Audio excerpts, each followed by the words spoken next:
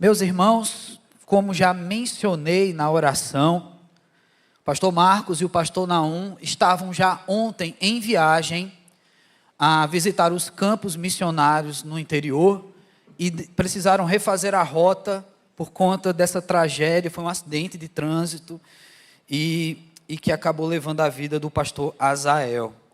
Então eles foram para cuidar daquela igreja, para cuidar daquela família, assim como fazemos aqui, devemos fazer também pelos nossos missionários, pastores espalhados. E aí, então estão lá, ore pelo retorno, dos nossos pastores, para que seja também uma viagem em paz, que eles possam estar conosco também, cuidando das ovelhas daqui também. E o pastor Vitor, ele está ainda em acampamento, está terminando essa bateria de acampamentos, começou no início da semana com um acampamento em inglês, com alguns adolescentes, e depois todos os adolescentes da tribo foram dar seguimento ao acampamento, então, da tribo em português, que está se encerrando hoje, Então, que Deus também abençoe os nossos adolescentes ali, o pastor Vitor e toda a sua equipe. Então é isso, vocês já entenderam, irmãos? A Bíblia fala que Deus chama o profeta e ele diz: Senhor, eis-me aqui, envie-me a mim. A minha oração é parecida. Deus me chama e eu digo: Senhor, só tem eu mesmo. Então, é o que resta, viu, irmãos? Graças a Deus, nós somos parte de uma igreja com vários pastores e que vocês têm a possibilidade de ficar com o que restou desses pastores nessa manhã. Então, eu dirijo o culto, agora vou trazer a mensagem e no final vou cantar. Eu não faria uma coisa dessa com vocês, de jeito nenhum. A mensagem de hoje, meus irmãos, ela tem como título Passando as Tempestades. Foi bom ver o seu sorriso agora, porque eu quero refletir sobre lutas na nossa vida também. As tempestades, elas nos atingem de diferentes formas. E nós que somos crentes, nós que somos muito evangélicos e temos uma tradição, alguns aqui décadas de igreja, nós também somos muito criativos nas nossas palavras. Nós encontramos muitas expressões na Bíblia para falar de um tempo difícil na vida. Entre essas palavras, eu quero destacar aqui a primeira: deserto.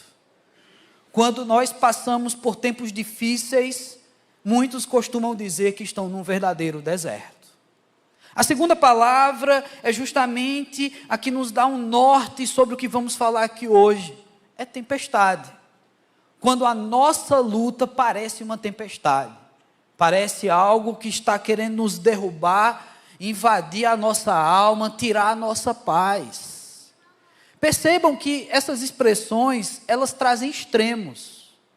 Seja o deserto, extrema escassez de alimentos, um extremo calor pela manhã, um frio extremo à noite, seja a tempestade, um extremo de dilúvio de águas, um extremo também de muita falta de paz e de muito barulho e de muito perigo.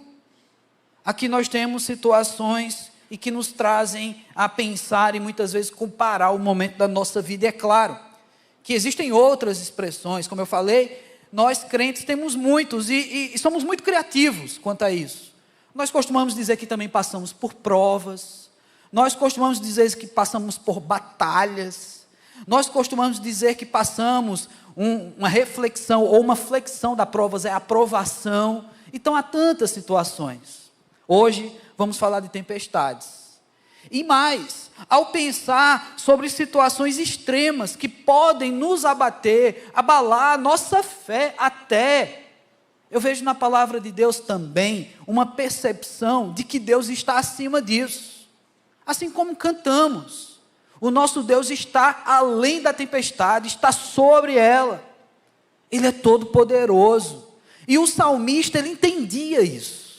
O salmista aqui, ele vai trazer uma reflexão sobre Deus em situações extremas, em situação de escassez ou de perigo extremo, de fenômenos naturais, onde Deus não está sofrendo os riscos ou correndo perigo assim como nós, seres humanos.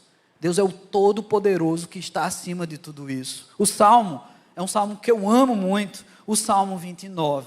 Então peço para você abrir sua Bíblia no Salmo 29 e junto comigo entender essa percepção inspirada por Deus aqui, do quanto o poder de Deus deve nos fazer refletir, pois Ele está acima de toda situação tempestuosa, por mais difícil que seja para você e para mim. Diz assim o Salmo 29: tributai ao Senhor, filhos de Deus, tributai ao Senhor glória e força, tributai ao Senhor a glória devida ao seu nome, adorai o Senhor na beleza da sua santidade. Ouve-se a voz do Senhor sobre as águas, troveja o Deus da glória, o Senhor está sobre as muitas águas. A voz do Senhor é poderosa, a voz do Senhor é cheia de majestade, a voz do Senhor quebra os cedros. Sim, o Senhor despedaça os cedros do Líbano, Ele faz saltar como um bezerro o Líbano e o Sirion, como bois selvagens. A voz do Senhor despede as chamas de fogo, a voz do Senhor faz tremer o deserto, o Senhor faz tremer o deserto de Cádiz, a voz do Senhor faz dar cria as costas e desnuda os bosques, e no seu templo tudo diz glória. O Senhor preside aos dilúvios como rei, o Senhor presidirá para sempre, o Senhor dá força ao seu povo, o Senhor abençoa com paz ao seu povo. A voz poderosa de Deus, meus irmãos, creia nessa voz, creia nesse poder acima de tudo, apesar ou mesmo que estejamos passando por uma tempestade. O texto que nós vamos refletir nessa manhã, sobre esse entendimento que o próprio salmista tem, de um Deus que é todo poderoso e que acalma tempestades, é um texto que com certeza você já conhece. Está lá em Marcos, capítulo 4, a partir do versículo 35. Jesus dá ordem ao mar para que a tempestade cesse. E é justamente nesses versículos que nós vamos extrair lições para a nossa vida. Marcos, capítulo 4, a partir do versículo 35. E quem estiver encontrando, quem já encontrou, por favor, fique de pé. Vamos fazer essa leitura todos de pé. Marcos, quem encontrou, vai ficando de pé, abrindo aí a sua Bíblia, o seu aplicativo do celular. Capítulo 4, a partir do versículo 35. E aí, quando todos estivermos de pé, eu faço a leitura aqui, você acompanha, e por favor mantenha a sua Bíblia aberta nesse texto, pois nós vamos mergulhar nessas palavras e tirar lições para a nossa vida. Diz a palavra de Deus: ao anoitecer, Jesus disse aos seus discípulos: vamos atravessar para o outro lado do mar. Com ele a bordo, partiram e deixaram a multidão para trás, embora outros barcos os seguissem. Logo uma forte tempestade se levantou, as ondas arrebentavam sobre o barco e começou a encher-se de água. Jesus dormia na parte de trás do barco com a cabeça numa almofada. Os discípulos acordaram, chamando ou clamando: mestre, vamos morrer, o Senhor não se importa? Jesus despertou e repreendeu o vento e disse ao mar: silêncio, aquiete-se. De repente o vento parou e houve grande calmaria. Então Jesus lhes perguntou: por que estão com medo? Não têm fé? Apavorados, os discípulos diziam uns aos outros: quem é este homem? Até o vento e o mar lhe obedecem. Deus amado, aplica a tua palavra em nossos corações, em nossas vidas, que ela encontre morada, Senhor Deus, dentro de cada coração aqui, em nome de Jesus Cristo, amém. Podemos sentar?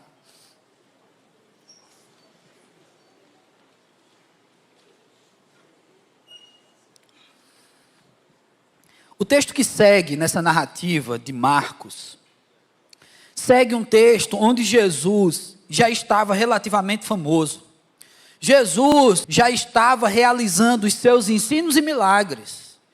Então já tinham o conhecimento sobre esse Jesus, uma multidão de pessoas, pessoas queriam estar com Jesus, sejam pelos ensinos, sejam pelos milagres, sejam para ser alimentadas miraculosamente, ou para serem curadas, ou levarem os seus enfermos e até endemoniados para Jesus libertar. Era uma multidão de pessoas com interesses diferentes, mas era uma multidão. No meio de tudo isso, aprove a Jesus ter essa ideia de, ainda de noite, chamar os seus discípulos para fazer uma travessia no mar, para chegar a um outro ponto onde Jesus continuaria o seu ministério, mas nesta feita, não fazendo como de costume naqueles dias, uma viagem a pé, pelas estradas empoeirentas, ali recebendo o cansaço e o sol castigante do dia, mas uma travessia pelo mar, uma travessia mais rápida, uma travessia onde era possível inclusive descansar enquanto atravessava. Lembre-se que nessa equipe de Jesus, dentre eles convidados para participar dessa travessia, ou seja, seus discípulos, aqui nós tínhamos homens experientes do mar, pescadores, homens que tinham experiência de pescar de madrugada, de noite, homens que já haviam provavelmente experimentado tempestades em alto mar e tudo mais. Isso é uma informação importante para o que está acontecendo aqui. E aí, dos versículos 35 a 37, você tem esse convite de Jesus. E guarde bem essas informações. Jesus está junto dos discípulos. Essa informação é muito importante para o que vamos ver mais adiante. Jesus está com eles. Meus irmãos, vocês acham que Jesus foi surpreendido com essa tempestade?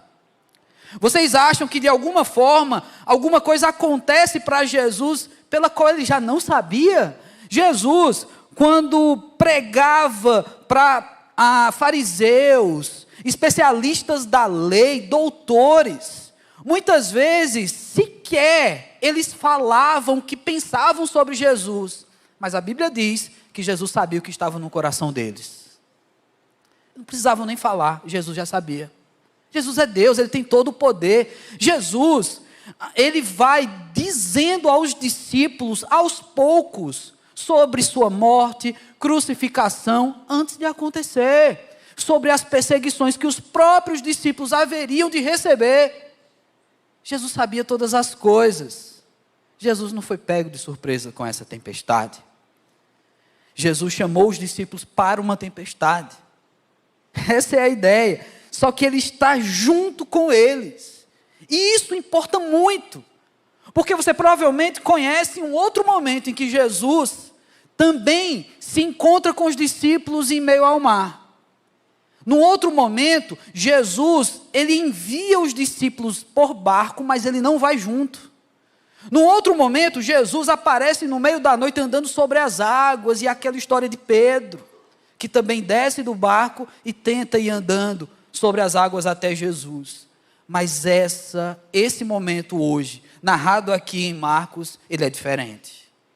Ele é um Jesus que leva os seus discípulos para uma travessia noturna, e eu não sei quem aqui já teve a experiência de andar num barco à noite, de navegar com um barco à noite. E eu não estou falando um navio, um transatlântico, é um barco, gente, que eu estou falando.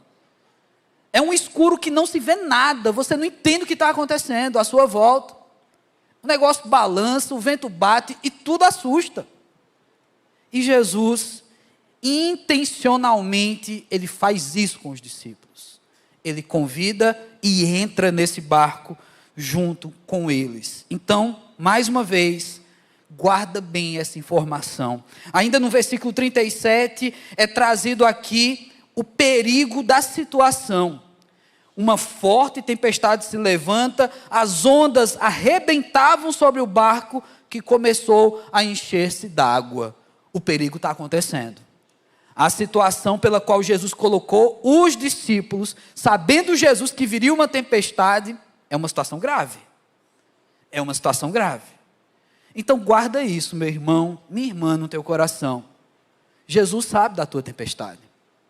Jesus sabe dos perigos que nós enfrentamos. Nada disso surpreende a Deus.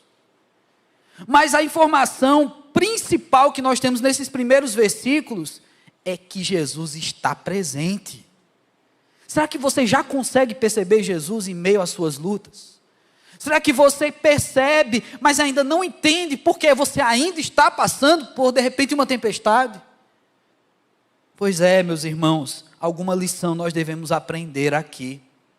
Porque se esses discípulos foram levados intencionalmente por Jesus a uma travessia para passar uma tempestade, Jesus tinha algo a ensinar para eles. Porque se não fosse um ensino, se não fosse um amadurecimento da fé, poderíamos interpretar ser até maldade do próprio Jesus, mas é impossível ver maldade nele, porque Deus é amor, e nele está todo o amor, e Jesus nos amou tanto que ele mesmo se entregou, ele não colocaria pessoas em risco, porque ele ama essas pessoas. Jesus tem algo a ensinar sobre tempestades, Jesus tem algo a nos ensinar sobre situações que atravessam o nosso caminho e nos assustam. Talvez você hoje esteja ouvindo essa palavra e diga, mas isso não se aplica a mim, porque eu estou bem.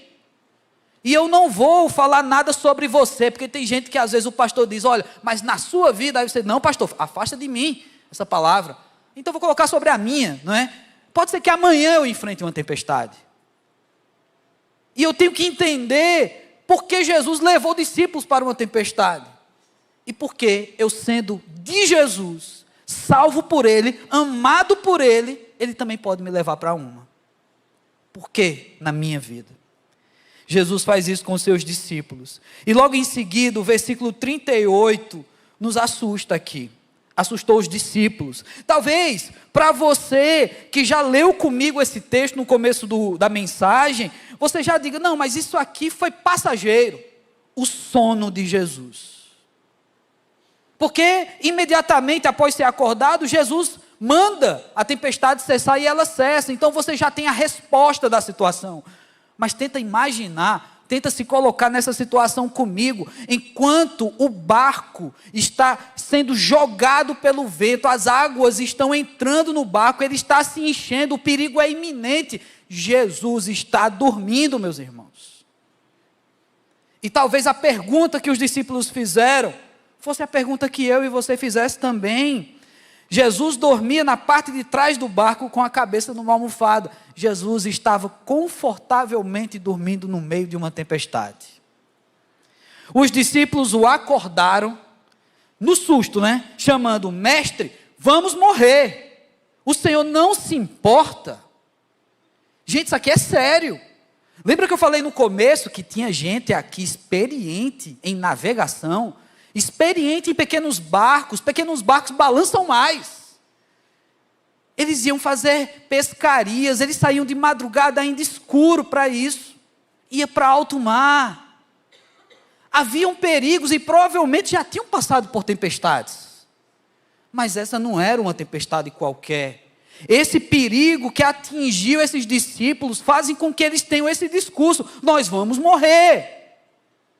O meu desespero é gigante, eu não tenho mais esperança, vamos morrer. Sabe, gente, eu não quero que a gente pense nisso como um drama dos discípulos, porque afinal de contas, se ali estava Jesus, ele ia resolver. Eu quero que você pense como ser humano que nós somos, que muitas vezes nós fazemos esse tipo de discurso com o próprio Deus. Deus, será que o Senhor não está vendo o meu sofrimento?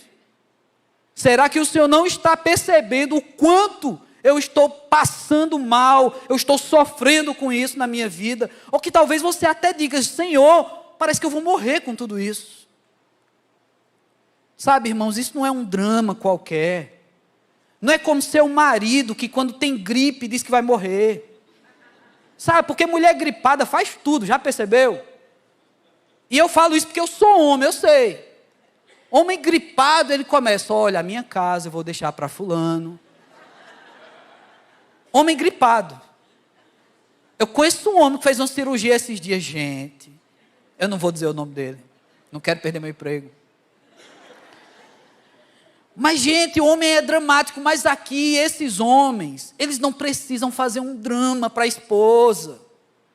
Eles estão diante de Jesus, aquele pela qual eles tinham colocado a confiança das suas vidas. Lembra que esses homens aqui, eles estavam no exercício da sua vida comum. Como eu citei, haviam pescadores, eles estavam pescando, ganham pão da sua vida, da sua família.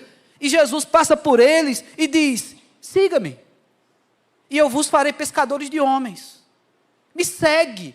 Então assim Jesus chamou um coletor de impostos, Jesus foi chamando pessoas, e eles largaram a vida para estar na companhia de Jesus. Você já pensou nisso? Largaram a vida. Olha, quando Jesus te chamou, Jesus nos deu a possibilidade da gente formar uma família, de continuar no emprego, ou de estudar para melhorar no emprego. Esses homens aqui, eles largaram tudo de verdade e seguiram Jesus. Ou seja, eles depositaram toda a confiança neles em Jesus. E agora, então, pense comigo. Esses homens que depositaram toda a confiança em Jesus, são chamados pelo Jesus, a quem eles tanto confiam, para fazer uma travessia noturna. Jesus poderia dizer: gente, vamos acampar aqui junto ao mar, aqui perto na praia, enquanto amanhece o dia e será melhor a navegação. Seria uma coisa mais racional, mais consciente. Não, gente, eu falei aqui no começo, Jesus sabia da tempestade, ele levou os seus discípulos para essa. E aqui, esses homens que tanto confiam em Jesus, se veem numa situação de perigo. E cadê o homem que a gente confia? Cadê Jesus? Jesus está dormindo. Jesus está num profundo sono. Você ficaria desesperado também. Você diria palavras como essa: vamos morrer, o Senhor não se importa com a gente? E que talvez, a depender das tempestades que você já tenha passado, ou da tempestade que você está passando, essa pergunta pode ser feita dentro do seu coração: Senhor, o Senhor não está vendo a minha situação? Será que o Senhor não percebe que não está fácil para mim? Quantas pessoas fazem esse tipo de pergunta? O Senhor não se importa. Sabe, gente, esse sono de Jesus, ele tem um significado. O sono de Jesus não é que ele está desdenhando dos discípulos, do medo deles, do desespero desses homens. O sono de Jesus significa que uma tempestade para ele não é nada. Que ele tem poder sobre a tempestade. O Senhor descansa, porque ele pode cessar essa tempestade a qualquer momento. Isso não assusta Jesus. O sono de Jesus incomoda o ser humano, nos incomoda. Jesus dormindo, parece que ele não quer resolver o teu problema. Mas Jesus ensina até mesmo quando está dormindo. Ele ensina que a gente tem que confiar nele, porque para ele não há problema maior do que o seu poder. Ele pode resolver, ele vai resolver, mas aprenda a esperar o tempo dele. Gente, isso é uma rara situação de Jesus descansando. Depois pesquisa nos evangelhos quantas vezes você tem um texto dizendo que Jesus está descansando, deitado, dormindo. Se é raro esse momento, porque os discípulos ainda incomodam Jesus nessa situação? Eles têm seu motivo. Eles estão desesperados. E talvez você também esteja. Ah, pastor, então a ideia é não incomodar Jesus? Não, meu irmão, você vai orar, você vai clamar. A ideia é que, apesar do nosso incômodo, Jesus está preparado até enquanto dorme. Esse é o nosso Deus, meus irmãos. Ele tem poder sobre todas as coisas. E mesmo que Ele permita que tempestades aconteçam na nossa vida, e também memorize essa palavra, permita. Mais uma vez, Jesus sabia que isso ia acontecer.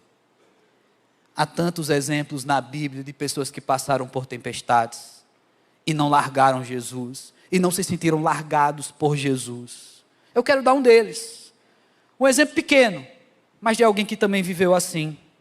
Em 2 Coríntios, capítulo 11, versículos 25 e 26, eu tenho meu amigo aqui, Paulo. Ele passou por uma situação que talvez você diga: ah, eu sei o que é isso. Eu sei que tempestade é essa que Paulo já passou. Então ouça o que ele disse, 2 Coríntios 11, 25 e 26. Fui 3 vezes fustigado com varas.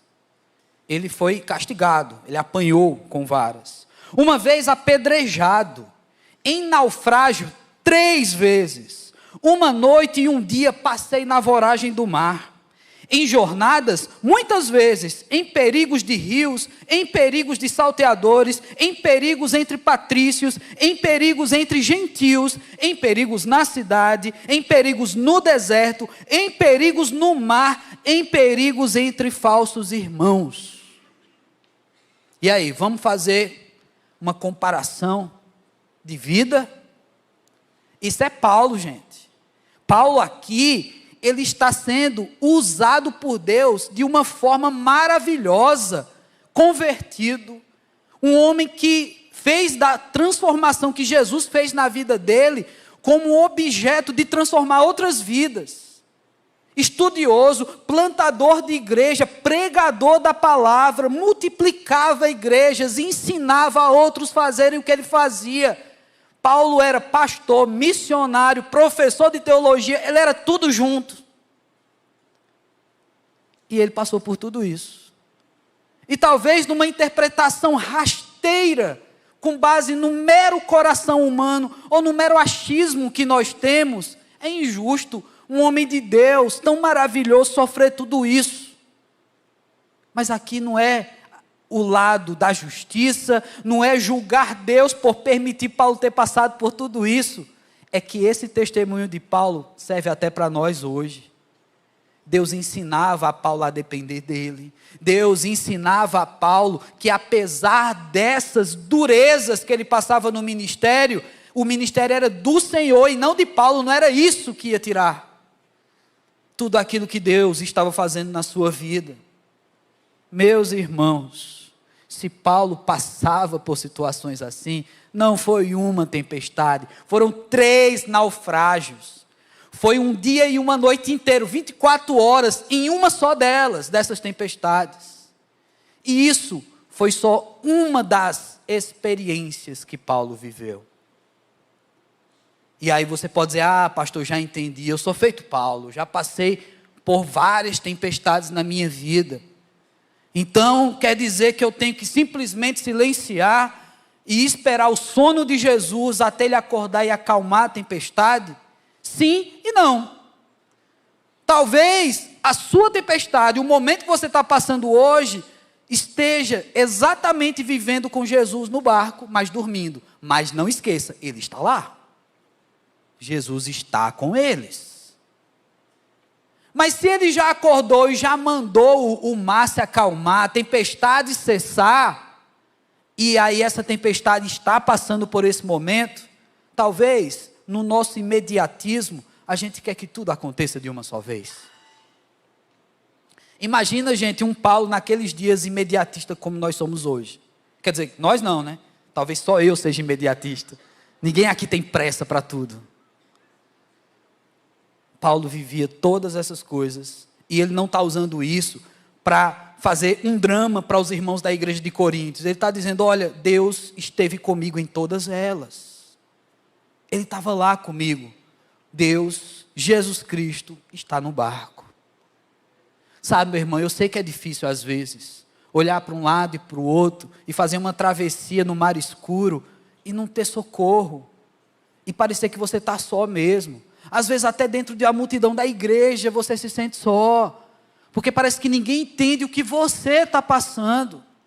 Porque meu papel aqui não é fazer você pensar, ao citar Paulo, que a tua tempestade está abaixo, no nível de perigo das tempestades que Paulo passou. Não, não é para comparar e nem julgar a tua tempestade, porque a tua tempestade é tua, e você sabe se ela está sendo difícil, é você quem sabe disso. A questão aqui é lembrar que se estamos com Jesus, Ele está inclusive na tempestade. E que mesmo que no coração, lá do mais profundo, a gente grite dizendo, o Senhor não se importa, que seja apenas um grito da boca para fora. Porque você sabe que Ele se importa. Você sabe que Jesus está com você. E que se estamos passando por isso, Ele tem algo a nos ensinar. Porque se até o sono de Jesus ensina, um Jesus que fala, que dá ordem ao vento, ao mar, muito mais tem a nos ensinar. Versículo 39, Jesus desperta. E quando ele acorda, ele repreende o vento, dizendo ao mar, simplesmente, silêncio, aquieta-se. Sabe, quem é professor aqui no culto das crianças, não consegue fazer uma sala silenciada dando um grito, silêncio, aquiete-se. Os filhos de vocês estão rindo, mas são os filhos de vocês que estão lá, fazendo barulho. Ah, pastor, o culto aqui está um silêncio tão bom. Pois é, vai lá. Cada sala é tempestade de 4 anos, tempestade de 5 e 6 anos. Cada sala lá tem uma tempestade. Quem é professor aqui sabe. O silêncio que Jesus ordena aqui, muito nos faz lembrar, Gênesis, que Deus, a partir do nada, Ele cria um mundo com palavras. Deus dá a ordem e os mares se formam. Deus dá a ordem e a porção de terra se forma. Deus dá a ordem e o homem ganha vida. Aqui é Jesus demonstrando seu poder, porque os discípulos ainda estão numa escola, eles estão aprendendo, irmãos. Ainda tem muito o que aprender sobre isso. Quantas vezes você leu na Bíblia um texto que você já havia lido e você disse, hoje eu aprendi. Nós somos assim. Nós somos muitas vezes repetentes e vamos para a recuperação no nosso entendimento da palavra de Deus. Quando a gente era estudante, ninguém gostava de ir para a recuperação, nem repetir de ano, era vergonhoso. Mas a gente muitas vezes precisa ouvir as mesmas histórias, precisa entender o que os discípulos já passaram, para a gente pelo menos passar e entender que a gente passa também. Talvez não seja, lógico, uma literal tempestade, você não está num barquinho de madeira atravessando o mar, mas na tua vida, tempestades podem acontecer. E talvez esteja acontecendo. Jesus, numa simples ordem, o mar, a tempestade cessa. Vocês acham que isso foi difícil para Jesus? Claro que não. É poder de Deus, é poder ilimitado de Deus. Mas para isso acontecer, era necessário que houvesse aprendizado. Isso é valor pedagógico de estar com Jesus. Você está com Jesus hoje, e você acha que já aprendeu tudo que deveria aprender com Ele? Nós temos muito a aprender, meus irmãos. Os discípulos tinham muito a aprender. Silêncio, aquiete-se, Jesus diz. De repente o vento parou e houve grande calmaria. Imediatamente, olha aí, para os imediatistas, tudo aconteceu muito rápido. Mas essa velocidade está dentro de uma narrativa onde, nesse contexto, o ensino já foi aplicado e o entendimento já foi dado. Às vezes, nossas tempestades duram um pouquinho mais, porque ainda falta passar de ano, ainda falta aprender.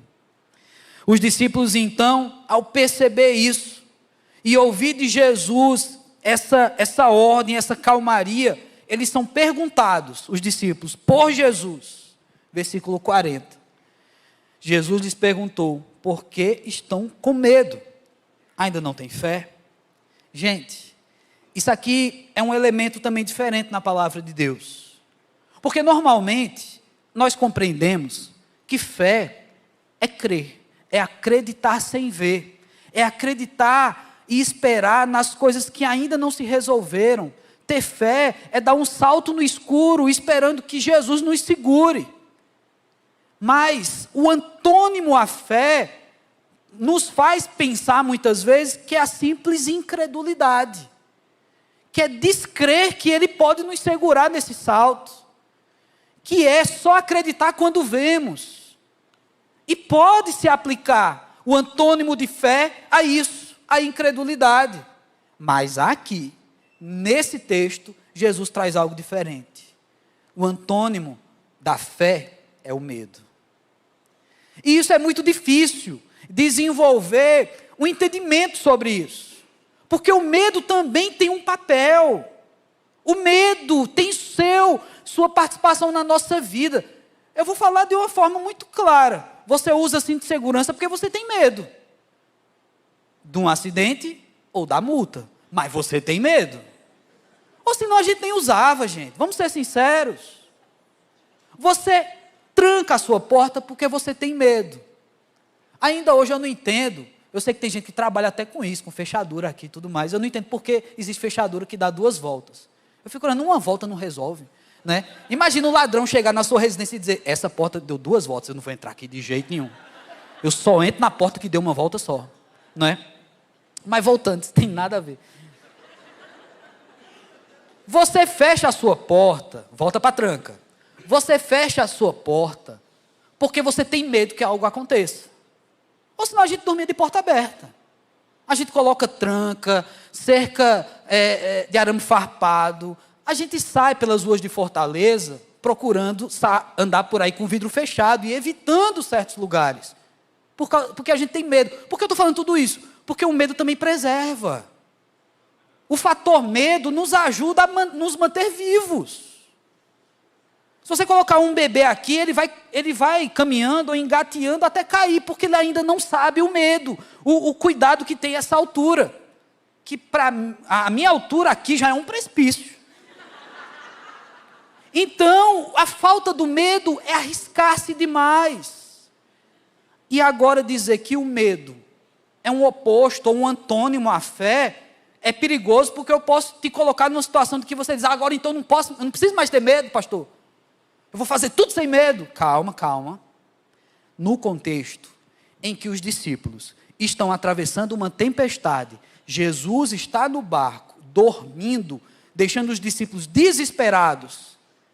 Nesse contexto, nessa situação, o medo se opõe à fé. Como é que eu trago isso para a nossa realidade? Em muitas vezes nós também passamos por tempestades. Se não passamos, trago para mim, eu posso passar amanhã uma tempestade. Nessas horas a nossa fé é provada, irmãos. A gente canta uma música que fala isso. Cada vez que a minha fé é provada, Deus me dá a chance de crescer um pouco mais.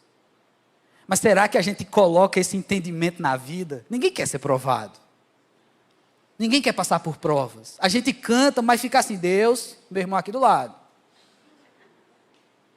Mas é uma chance de crescer um pouco mais, e Jesus está dando isso para eles. A chance de crescer nesse contexto é que, apesar da tempestade que estejamos passando, não devemos ter medo, porque afinal de contas Jesus está conosco. Não foi Jesus quem te salvou, não foi Jesus que morreu por você, não foi por causa de Jesus que você disse, eu creio nesse Senhor, não foi por causa de Jesus que você subiu num tanque batismal como esse, e você disse diante de toda uma congregação, que Jesus é teu único e suficiente Salvador. Então Jesus está com você, meu irmão.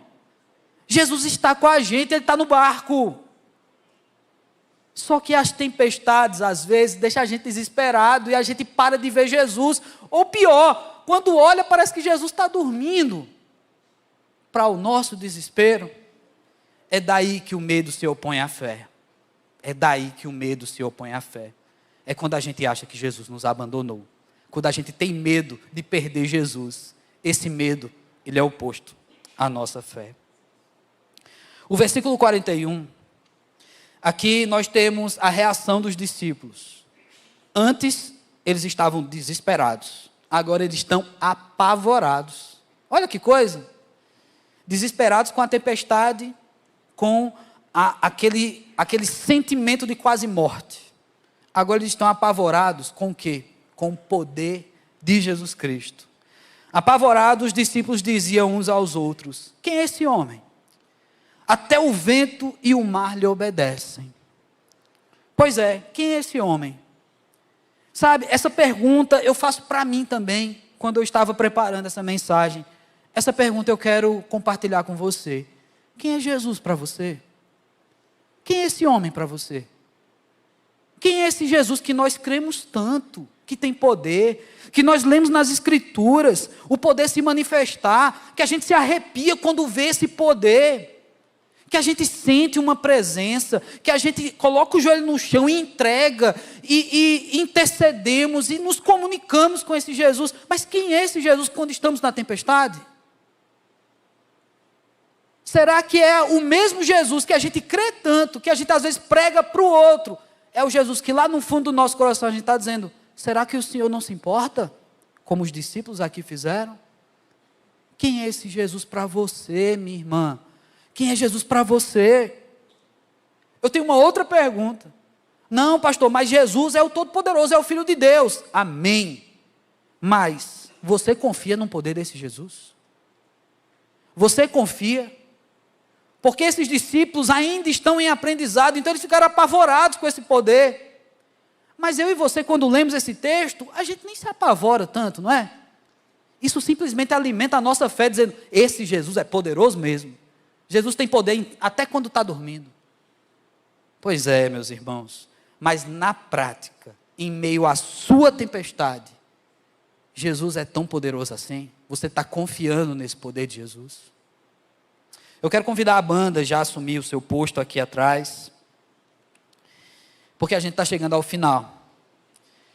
E eu, de novo, insisto com essa pergunta: quem é Jesus para você? Sabe, eu quero te dizer uma coisa, e eu queria que você saísse daqui com esse entendimento.